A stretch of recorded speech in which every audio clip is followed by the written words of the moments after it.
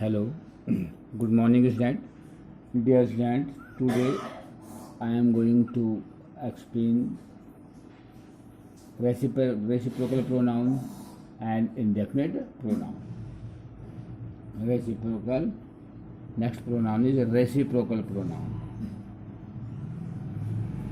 Reciprocal pronoun. Reciprocal pronoun को हिंदी में कहते हैं परस्परवाचक सर्वनाम। इसको क्या कहते हैं? परस्परवाचक रेसिप्रोकल। इसमें रेसिप्रोकल प्रोनाउन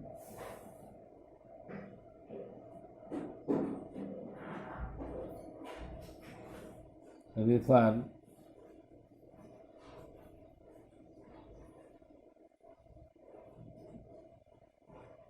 इंडिकेट लिख लो, indicate actions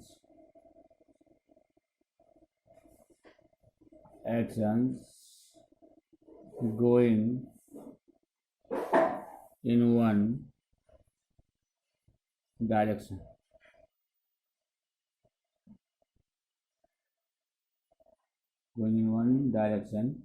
and also in the opposite direction,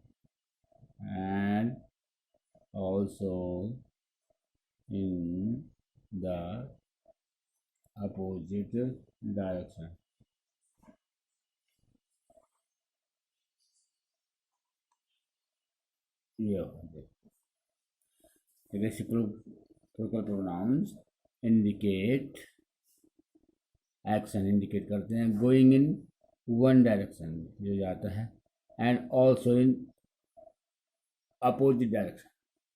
ठीक है ना? तो क्या रिफर करता है? जो परस्परवाचक सर्वनाम है, रेसिप्रोकल प्रोनाउन है, refer to pronoun that indicate action going to one direction and also in the opposite direction. जो हम परस्पर में एक डायरेक्शन और एक की तरफ अगर क्या करेगा, कोई चीज़ को परस्पर कोई बताएगा तो उस नाउन के बारे में, दूसरे के लिए बारे में, जैसे हम बोलते हैं ना one another, each other, each other means एक दूसरे के लिए, वन अनदर, दोनों जो सिंपल से इसके एग्जाम्पल हैं उसके थ्रू आपको समझ में आएगा कि reciprocal pronouns indicates action going in one direction and also in the opposite direction. इसका जो फर्स्ट एग्जाम्पल है आप लिख सकते हो, जैसे आपने सिंपल सा एग्जाम्पल दिया, द टीचर स्कॉल्डेड मीन्स फटकारा, डांट लगाए। The teacher scolded Rani and Ritu, दोनों को, Rani and Ritu, since they were talking to each other. ये वर्ड आया, ईच अदर, तो ये रेसिप्रोकल प्रोनाउन है। एक एग्जांपल और देख लीजिए इसका, जैसे आप सिंपल बोलो, we should help one another in crisis. ये यहाँ पे वन अनदर, यहाँ पे ईच अदर। तो ये कहाँ पे यूज कह रहे कि जो रेसिप्रोकल प्रोनाउन का यूज किस प्रकार से होगा। These are this each other and one another. ठीक है? ये जो रेसिप्रोकल प्रोनाउन है वो कैसे यूज करेगी, तो कह रहा हूँ कि these pronouns are use where a subject consisting, क्या करेगा, वेन अ सब्जेक्ट, वहाँ पर जहाँ पर एक सब्जेक्ट जो है, कंस्टिट्यूटिंग टू और मोर पीपल, दो या तो दो लोग होंगे या दो से अधिक लोगों जब होंगे तब वहाँ उस जगह पर इस रेसिप्रोकल प्रोनाउन का यूज किया जाएगा।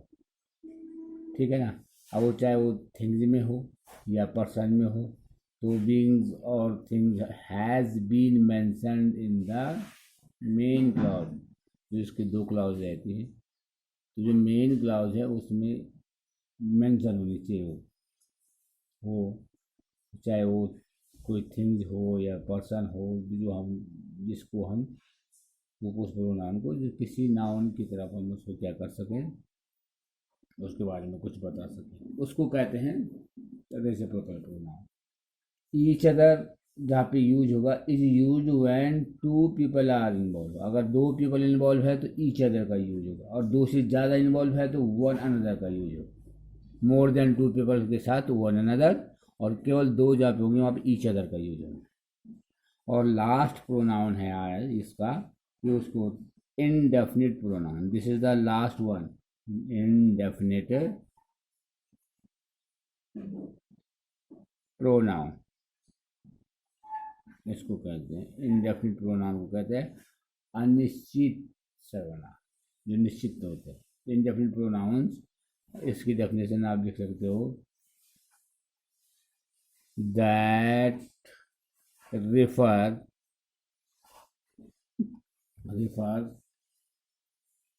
to one or more unspecified beings, ठीक है। ऑब्जेक्ट्स जो ऑब्जेक्ट्स होते हैं और प्लेसेस।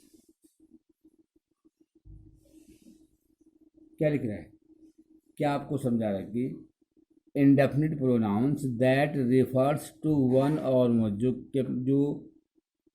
इंडेफिनिट प्रोनाउन और क्या रिफर करता है, to one or more unsatisfied beings, क्या एक से ज़्यादा अनसेटिस्फाइड, एक से ज़्यादा सब्जेक्ट्स हो या प्लेसेस हो या थिंग्स हो, उसको क्या करता है, रिफर करता है। एग्जाम्पल देखिए आप,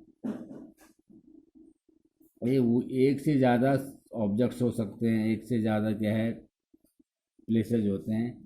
इसको जो इंडेफिनिट का मतलब अनिश्चित, जो निश्चित नहीं है, उसमें बहुत सारी चीज़ें, all, any, many, each, one, someone, another, anybody, बहुत सारी चीज़ें इसमें, फ्यू, मोर, नथिंग, समबडी।